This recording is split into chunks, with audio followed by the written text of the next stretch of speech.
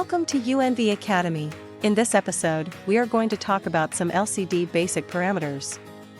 We will introduce resolution, refresh rate, response time, brightness, contrast, viewing angle, and color gamut. Let's get started. First, we will look at resolution. This is a very common parameter, no matter for cameras or for LCDs. It means the number of distinct pixels in each dimension that can be displayed. The screen resolution determines how much information can be displayed on the screen, measured by horizontal and vertical pixels. Generally, the higher the resolution of an image, the more pixels it contains and the clearer the image will be. The next parameter is refresh rate. It is the number of times an electron beam repeatedly scans an image on the screen. The number of times per second your monitor can redraw the screen. The higher the refresh rate, the more stable the displayed image is. For example, 60 Hz means the screen is refreshed 60 times per second. Nowadays, high refresh rate screens are very popular.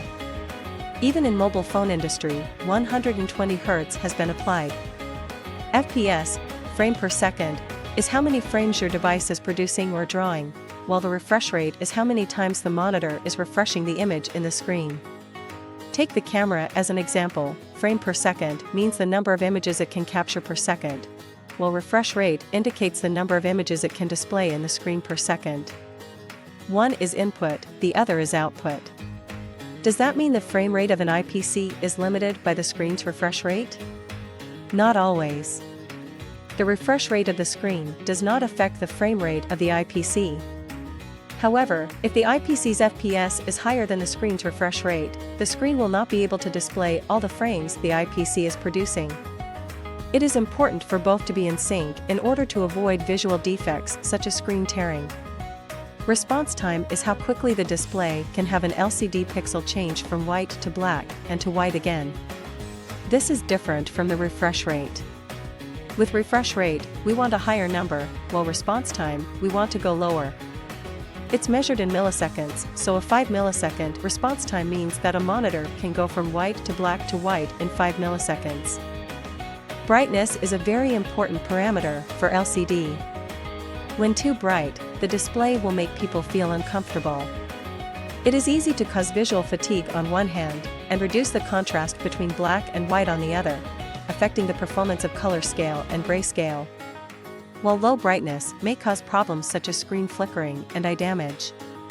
Therefore, a good display must have uniform and moderate brightness. Then contrast. Contrast is the ratio of the brightness of the same point on the screen when it is the brightest and the darkest. The higher the contrast, the more details the display will show. Now let's move on to viewing angle. It refers to the angle at which users can clearly observe all content on the screen from different direction. Compared to other types of front panels, IPS panels have advantages in terms of viewing angle, which can be up to 180 degrees. Finally, here is color gamut. Color gamut describes a specific, measurable, and fixed range of possible colors and luminance values. There are different color standards, for example, sRGB, Adobe RGB, and NTSC. For a good monitor, the color performance should be at least 72% NTSC or 100% sRGB. For excellent monitor, at least 90% NTSC. That's all for today's learning. Hope this will be helpful to you. Thanks for your watching. See you next time.